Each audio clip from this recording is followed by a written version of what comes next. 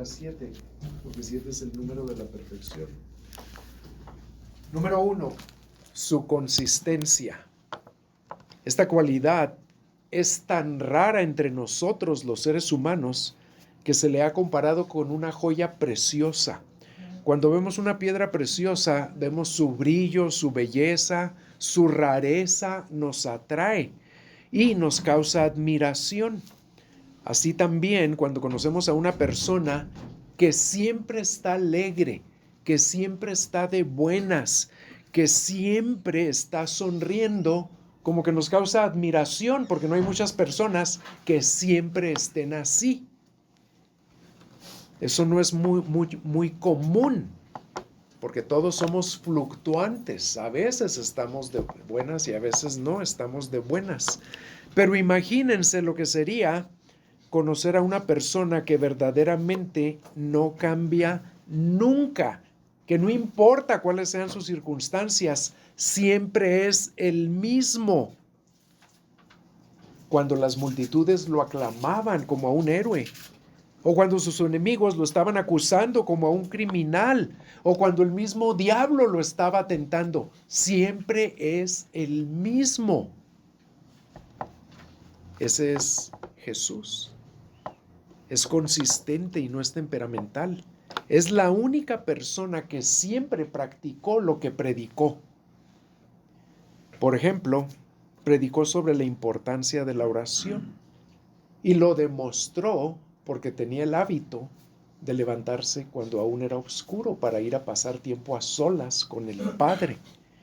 Eso lo vemos en Lucas 5:16. Y si ustedes estudian los evangelios, van a descubrir que antes de todos los eventos más importantes de su ministerio, ¿qué creen que estaba haciendo el Señor? Orando. Les voy a dar 2 o 3 ejemplos. Y esto, cuando leemos la Biblia sin cuidado, no lo notamos. Por ejemplo, cuando el Señor se transfiguró en el Evangelio de Mateo, dice que subió al monte con Juan y con Pedro, y de repente se transfiguró y se aparecieron ahí con él, ¿quién? Moisés y Elías. También Marcos lo dice, pero Lucas es el único que dice que mientras oraba se transfiguró. Y luego, cuando escogió a sus 12 discípulos, Mateo dice que los escogió y nos da los nombres. Marcos también dice que los escogió. Pero el único que dice que antes de escoger a los discípulos pasó toda la noche orando es Lucas. Cuando descendió el Espíritu Santo sobre él al ser bautizado, lo dice Mateo y lo dice Marcos, pero el único que dice que eso sucedió mientras oraba es Lucas. ¿Por qué? Pues porque los evangelios enfatizan diferentes detalles, que tenemos que estar atentos a esos detalles. Y eso nos habla de una parte muy importante de la consistencia de su vida de oración. Él siempre estaba orando. Cristo es incomparable. Su consistencia es deslumbrante, como una piedra preciosa. Y les pregunto, ¿están ustedes deslumbrados por la consistencia de Cristo? ¿Tan deslumbrados que lo quieren contemplar más, admirar más, adorar más? Segunda virtud que vamos a ver de su carácter, su humildad, y en esta es en la que voy a pasar más tiempo. Cuando Jesús declaró, aprendan de mí que soy manso y humilde de corazón, en Mateo 11:29, desconcertó a sus oyentes, porque estaba afirmando que lo que para el mundo pagano era algo débil y despreciable, o sea, la humildad, para Dios es una virtud que nos llama a cultivar y que capta la atención de Dios. Isaías 66:2, anótenlo y vean lo que dice Isaías 66:2. Es un versículo muy interesante, de los pocos que nos enseñan qué es lo que capta la atención de Dios. Dice así: pero a este miraré, al que es humilde y contrito de espíritu y que tiembla ante mi palabra. Dios no está atento a toda clase de personas, pero ¿saben quiénes son las personas que siempre captan su atención? Los humildes y contritos de espíritu. Y lo más asombroso es que cuando el Señor dijo, aprendan de mí que soy manso y humilde de corazón, lo hizo después de haber afirmado que nadie conoce a Dios Padre como Él. Pero ni aun ese hecho lo llevó a caer en el orgullo. Por medio de su ejemplo, aprendemos lo que la verdadera humildad no es. La verdadera humildad no es el hábito de hablar mal de mí o creerme menos que los demás, sino el servir a los demás para el bien de ellos y para la gloria de Dios. Y Jesucristo lo demostró con su propia vida. En Marcos 10:45, ¿qué dijo? Porque el Hijo del Hombre no vino para ser servido, sino para servir y para dar su vida en rescate por muchos. La humildad, que la debemos entender como una postura de total dependencia de Dios, es, por el diseño mismo de la creación, nuestro primer deber y la más alta virtud que debemos tener las criaturas. Cuando la serpiente sembró el veneno del orgullo en Adán y en Eva, el deseo de que fueran como Dios, ellos cayeron de su elevada condición al estado de miseria en el cual toda la humanidad se ha encontrado hasta el día de hoy. Y lo único que podía salvarlos era la restauración de nuestra humildad perdida, restauración de la relación original de la criatura con su Dios. Y para eso vino Cristo, para traer de nuevo la humildad a esta tierra, para hacernos partícipes de ella y, por medio de ella, salvarnos. Si Él no se hubiera humillado, no hubiera sido posible la salvación. En el cielo, Él se humilló a sí mismo al estar dispuesto a convertirse en un hombre. Y en la tierra Él se humilló a sí mismo y se hizo obediente hasta la muerte, y muerte de cruz. Jesucristo tomó el lugar y cumplió el destino del hombre como una criatura por medio de su vida de perfecta humildad. Su humildad vino a ser nuestra salvación y su salvación es nuestra humildad. ¿Saben por qué? Porque no podemos jactarnos de nuestra salvación. Porque no hicimos nada para ganárnosla. La humildad no es tanto una virtud junto con otras, sino que es la raíz de todas las demás virtudes, porque solo ella asume la actitud correcta delante de Dios y le permite, como Dios, hacerlo todo. Y aquí van a ver algo interesante. Escuchen las palabras que nuestro Señor pronunció al hablar de su relación con el Padre. Y vean cuántas veces usa la palabra no o nada. Y las voy a tomar de un solo evangelio. En Juan 15:19 dice, el Hijo no puede hacer nada por su cuenta.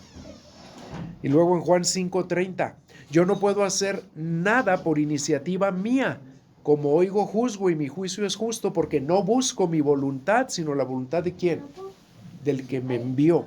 Ese es Juan 5:30. Y luego Juan 6:38. Porque he descendido del cielo no para hacer mi voluntad, sino la voluntad del que me envió. Juan 7:16. Mi enseñanza, dijo él, no es mía. Juan 7:28. Yo no he venido por decisión propia. Juan 8:28. Entonces sabrán que yo soy y que no hago nada por mi cuenta. Juan 8:50, pero yo no busco mi gloria. Y Juan 14:10, las palabras que yo les digo, no las hablo por mi propia cuenta. Todas estas palabras de nuestro Señor nos enseñan la naturaleza esencial de la redención que Él logró y que nos ha otorgado. Él decidió ser nada para que Dios pudiera ser todo en él. Cristo se resignó a la voluntad y al poder del Padre para que Él pudiera obrar a través de Cristo. Y porque Cristo se humilló a sí mismo delante de Dios y porque estaba siempre consciente de la presencia de Dios, pudo también humillarse delante de los hombres. ¿Saben por qué a veces no nos humillamos delante de los hombres? Porque no estamos conscientes de la presencia de Dios. Estamos más pensando en los hombres y qué van a decir de mí. Pero Cristo siempre estaba más consciente de la presencia del Padre que de la presencia de los hombres. Y por eso se podía humillar delante de los hombres. Y se pudo hacer el siervo de todos. Esta es la verdadera autonegación a la cual nuestro Señor nos llama. Y en esto consiste la conformidad a Cristo, escuchen, en el ser y hacer nada por nosotros mismos, para que Dios pueda ser nuestro todo en todo. Él es nuestro ejemplo perfecto de humildad. Cristo es incomparable y su humildad es impactante. ¿Qué tanto te ha impactado a ti esa humildad? ¿Y saben cómo se va a demostrar si nos ha impactado? Que también se va a ver cada vez más en nuestra vida. Número 3. Su impecabilidad o excelencia moral. En el carácter del Cristo incomparable encontramos algo infinitamente grandioso y emocionante, algo tan excepcional y ajeno a nosotros que algunos lo consideran hasta difícil de creer, y me estoy refiriendo a su perfección moral, al hecho de que jamás cometió pecado alguno, ni con sus pensamientos, ni con sus acciones, ni con sus palabras, ni con sus emociones. Su vida fue un desempeño perfecto de principio a fin, en todo lo que pensó, en todo lo que hizo, en todo lo que dijo y en todo lo que sintió. Los que vivieron más cerca de Cristo por años y que más íntimamente lo conocían, los apóstoles Pedro y Juan, lo afirman enfáticamente. Cristo no cometió ningún pecado ni engañó jamás a nadie. Primera de Pedro 2:22.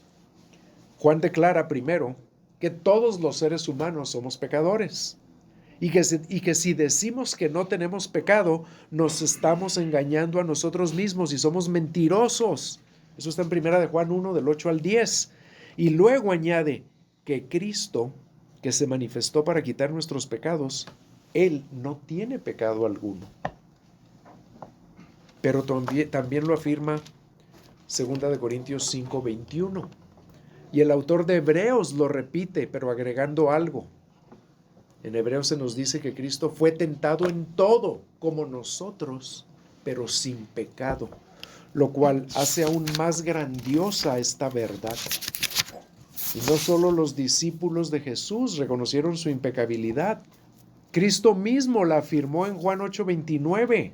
Ahí declaró algo insólito, que es uno de mis pasajes favoritos en toda la Biblia, que ningún otro ser humano jamás ha podido decir ni podrá decir. Vean lo que dijo Cristo ahí. Y el que me envió está conmigo, no me ha dejado solo, porque siempre hago lo que le agrada. ¿Quién en la historia se puede atrever a decir eso? Nadie. Piensen por un momento en las colosales implicaciones de esa declaración, de esa afirmación de su obediencia al Padre, de que siempre fue una obediencia perfecta. Piensen en el hecho de que en su infinito amor, Dios Padre decidió salvar solo por gracia, mediante la fe en Cristo, a pecadores como nosotros, otorgándonos esa obediencia perfecta de Cristo. Porque a veces pensamos que nuestra salvación solo se trata de que perdone nuestros pecados, lo cual sí hace.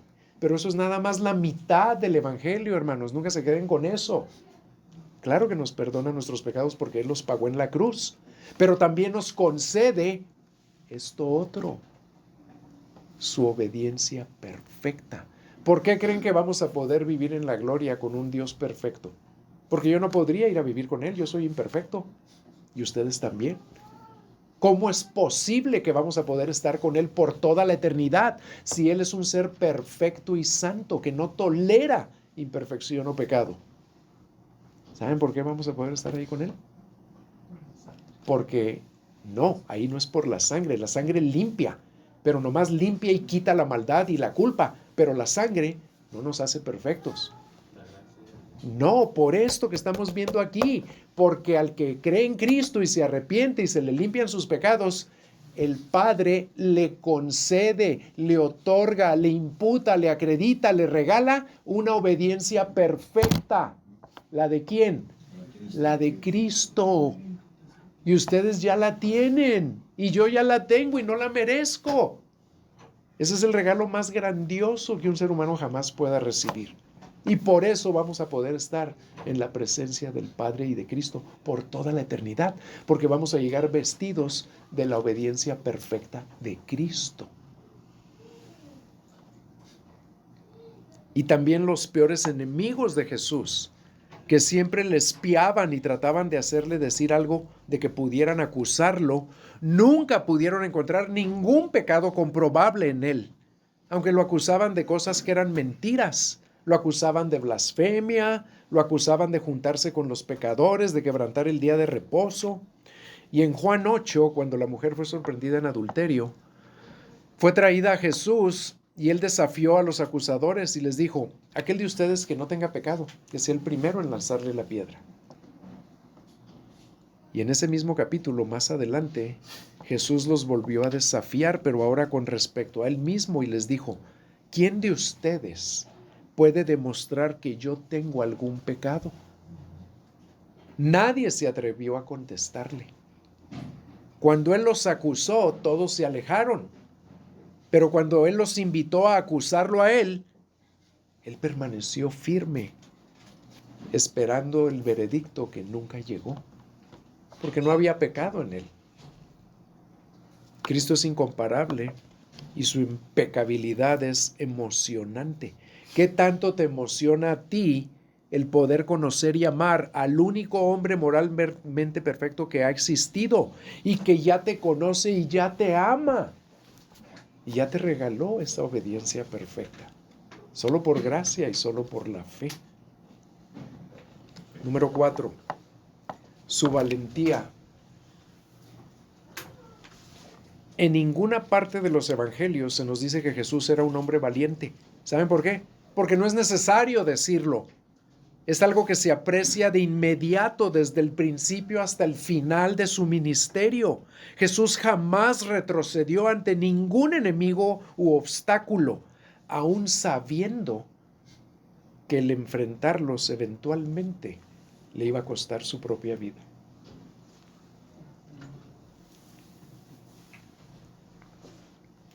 Hay hombres que demuestran valentía esporádicamente. Pedro era esa clase de hombres hasta el día de Pentecostés. Pero Cristo demostró ser consistentemente valiente. Se necesitó valentía para que el hijo del carpintero dejara su pueblo y emprendiera su ministerio sin ninguna ayuda de parte de familiares o amigos. Se requirió mucho valor para enfrentar solo los rigores de la tentación en el desierto. Se necesitó bravura para oponerse a las tradiciones de los hombres que contradecían la palabra de Dios. Se necesitaron agallas para decirle a los hombres más influyentes de su nación que eran unos malvados, hipócritas, víboras, y para exponer sus pecados tan implacablemente que ya no les era posible encubrirlos. Cristo es incomparable y su valentía es impresionante. ¿Estás tú impresionado por todo lo que Cristo valientemente enfrentó, soportó y venció para rescatarte a ti? Número 5, su prudencia y dominio propio. Cristo siempre exhibió un sorprendente dominio propio, que abarcaba no solo sus palabras y acciones, sino, ya lo dije, hasta sus pensamientos y actitudes. Y aunque el Señor confrontó a la oposición siempre que fue necesario, y aunque nunca titubeó en reprender a sus adversarios cuando su conducta lo ameritaba, sin embargo, él siempre rehusó pronunciar palabras o acusaciones innecesarias. Por eso en ocasiones se alejó de Judea para evitar conflictos inútiles con los fariseos. Y por eso no le dirigió ni una palabra a Herodes. Y habló muy poco con Poncio Pilato. Y a pesar de que con demasiada frecuencia Jesús fue maltratado, calumniado, nunca se vengó, nunca amenazó con vengarse. La noche que fue cobardemente e ilegalmente arrestado, con solo haber hecho una breve oración, pudo haber mandado que 12 legiones de ángeles vinieran en su ayuda. ¿Saben cuántos soldados romanos era una legión? Entre 4,000 y 6,000. Y él pudo haber, en un instante, haber dicho que vengan 12 legiones de ángeles, 70,000 ángeles. Pero no lo hizo. ¿Por qué? Porque decidió someterse a la voluntad del Padre. Cristo es incomparable y su dominio propio es sorprendente.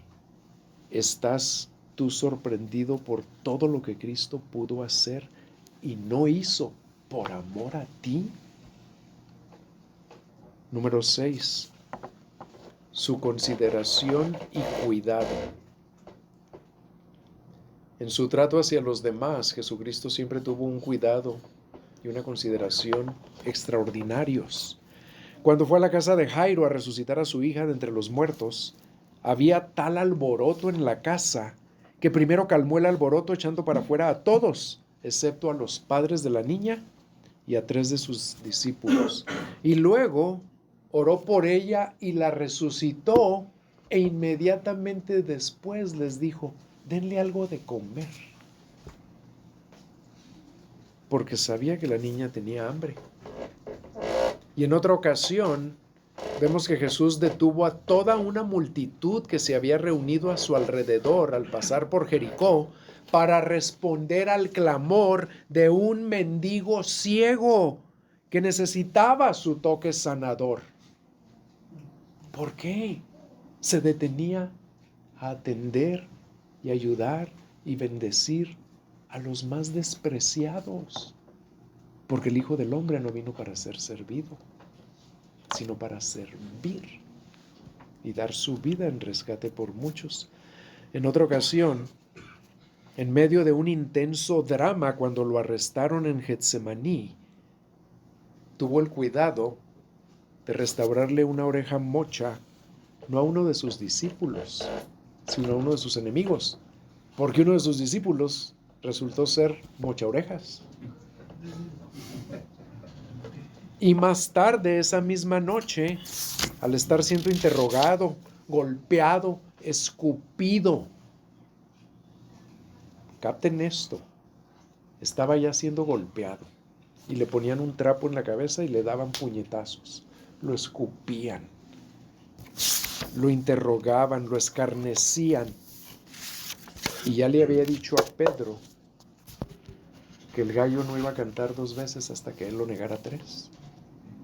Cuando Pedro lo negó la tercera vez y el gallo cantó, en medio de esas terribles circunstancias, ¿saben qué dice uno solo de los evangelios? Que el Señor volteó para ver a Pedro. ¿Y qué creen que Pedro debe haber sentido? Claro, vergüenza, dice que lloró, pero ¿creen que lo volteó a ver con una mirada de odio? Claro que no. De tristeza y de compasión. Porque él sabía que para Pedro era importante que en su peor fracaso de toda su vida, el Señor lo consolara con la pura mirada. cuando lo estaban golpeando. Tal vez era lo único que el Señor Jesús le podía ofrecer a Pedro en esos momentos, pero se lo ofreció. Cristo es incomparable y su consideración y su cuidado son fascinantes. ¿Estás tú fascinado por el cuidado y la consideración que Cristo ha tenido para contigo en tus peores momentos hasta este día, al no haberte dado lo que tus pecados merecen?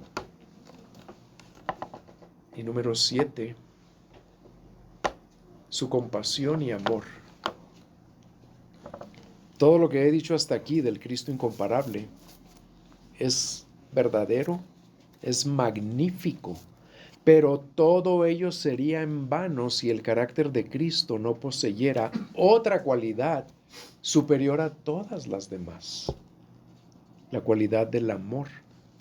La esencia del amor es el dar, pero no el dar que no cuesta nada, sino el dar que incluye aligerar la carga de otro para llevarla yo. El dar que implica sacrificar algo, renunciar a algo para ayudar a otro. Nadie jamás renunció a tanto como Jesucristo. La Biblia nos enseña que renunció a los placeres del cielo por los dolores de la tierra, cambiando una inmunidad eterna contra el pecado por el contacto doloroso con el pecado de este mundo.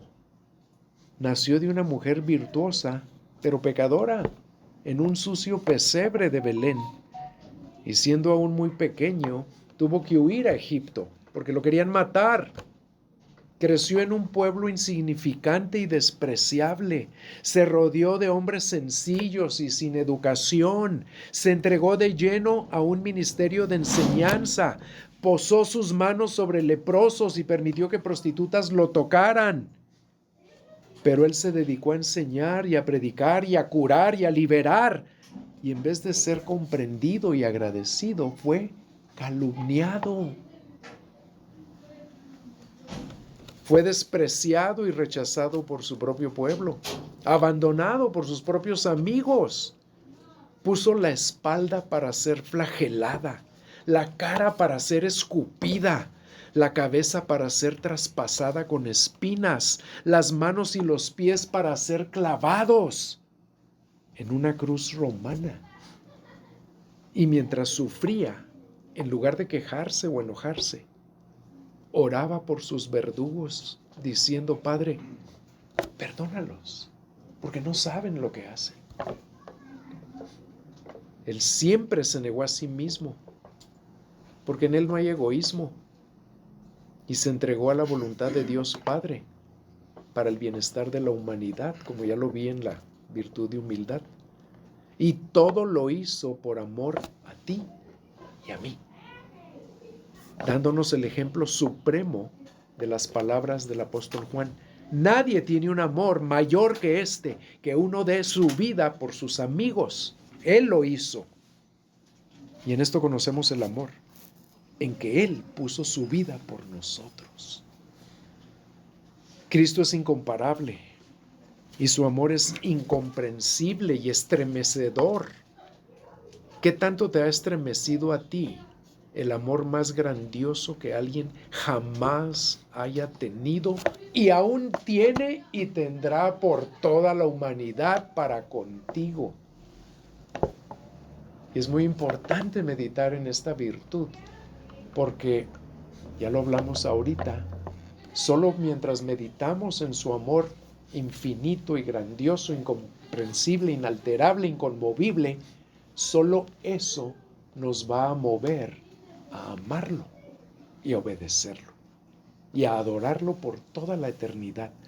Por eso tenemos que crecer siempre en conocer más ese amor y en amarlo más por ese amor.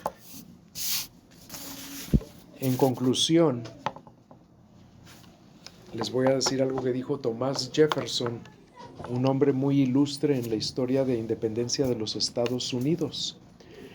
Él dijo que los grandes hombres de este mundo se han ganado ese homenaje debido a algún logro que los hace sobresalir por encima de sus contemporáneos. Pero en todos los casos, esos mismos gigantes de la acción han demostrado ser enanos en el carácter. Son recordados por lo que lograron, pero no por lo que fueron. ¿Saben cuál es uno de los más grandes ejemplos de eso en la historia? Alejandro el Magno, que fue el más grande conquistador militar de toda la historia, pero murió a los 33 años de una enfermedad venérea. No tenía dominio propio para controlar sus impulsos sexuales. No tenía carácter para eso. Qué diferente cuando hablamos de Jesús de Nazaret. En Él y solo en Él encontramos un equilibrio perfecto entre sus obras y su carácter. Por eso Él no pertenece al grupo de los grandes de la historia. Él pertenece a otra categoría muy superior, a un salón de la fama en el cual nunca habrá otros miembros, solo Él. Él no necesita que a su nombre se le agregue el adjetivo grande para que se le recuerde como tal, pues no es grande, es mucho más que eso, es único. Nada puede añadirse a su nombre. Es sencillamente Cristo Jesús, el nombre que desafía todo análisis, que confunde todos los cánones, que llena de reverencia el alma. Por eso está escrito de él, que Dios también le exaltó hasta lo sumo y le dio un nombre que es sobre todo nombre, para que en el nombre de Jesús se doble toda rodilla de los que están en los cielos y en la tierra y debajo de la tierra, y toda lengua confiese que Jesucristo es Señor, para gloria de Dios Padre. Cristo es incomparable y digno de toda tu admiración, de toda tu adoración, de todo tu amor. ¿Lo admiras tú tanto que vives maravillado por lo que Él es y por lo que Él ha hecho por ti? ¿Vives tú para adorarlo, tratando de obedecer siempre su voluntad y de compartir su evangelio con otros que aún no lo conocen? Es el Cristo incomparable. Anhela concederte la gracia para responder hoy mismo con un sí rotundo a esas preguntas. ¿Anhelas tú esa gracia? Porque la triste realidad es que si no estás viviendo para admirar, para adorar, para amar más a Cristo, estás viviendo para admirar y para adorar y para amar a alguien más, que no es digno como Él lo es, y que jamás saciará tu alma. Y, por consiguiente, estás desperdiciando tu vida.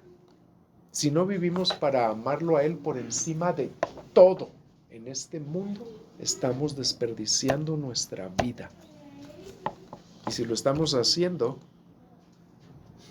hay que pedirle al Señor que nos ayude a arrepentirnos.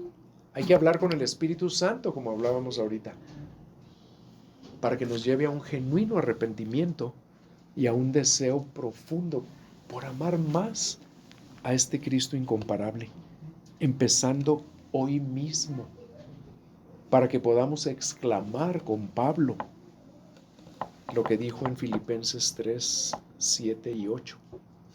Pero todo lo que para mí era ganancia, lo he estimado como pérdida por amor de Cristo, y aún más, yo estimo como pérdida todas las cosas en vista, y aquí está la palabra, del incomparable valor de conocer a Cristo, Jesús mi Señor. Por Él lo he perdido todo y lo considero como basura a fin de ganar a Cristo. Vamos a orar.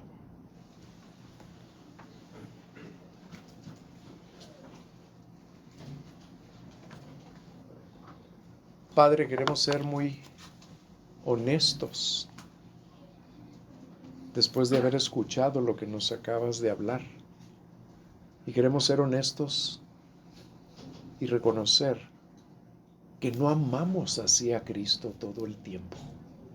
Somos inconsistentes en nuestro amor.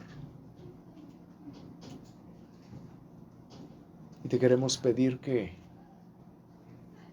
nos libres de esa inconsistencia, que nos ayudes a contemplarlo cada día más, a conocerlo cada día mejor, para amarlo más y más y más,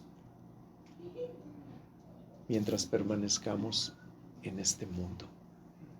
Ayúdanos, Espíritu Santo. Abre nuestros ojos, ablanda nuestro corazón, quita cualquier dureza que exista allí. Líbranos de cualquier adicción o distracción o atracción a este mundo, a cosas vanas. Líbranos de todo eso para conocer más al Cristo incomparable y para, como Pablo, conocerlo y apreciarlo y adorarlo por encima de todo, Señor. Ayúdanos a todos los que estamos aquí, que este sábado 15 de marzo del 2025 marque un parteaguas en nuestro caminar con Cristo. Que a partir de hoy ya nunca seamos iguales. Y no porque seamos mejores o lo merezcamos, sino porque tú nos has mostrado una vez más la grandeza de Cristo, la belleza de Cristo, la majestad de Cristo, la bondad y la compasión de Cristo, la gloria de Cristo. Ayúdanos a nunca dejar de contemplar todas esas virtudes de su carácter siempre que abramos la Biblia, y que al contemplarlo como Él realmente es, lo amemos cada vez más y reflejemos más ese carácter. Te lo pedimos en su nombre y te lo pedimos para tu gloria, Padre, para que lo hagas en cada uno de nosotros por el poder de tu Espíritu. Amén. Gracias, hermanos, por su atención y que el Señor nos ayude a amar cada día más a Cristo. Gracias por la invitación, Carlos.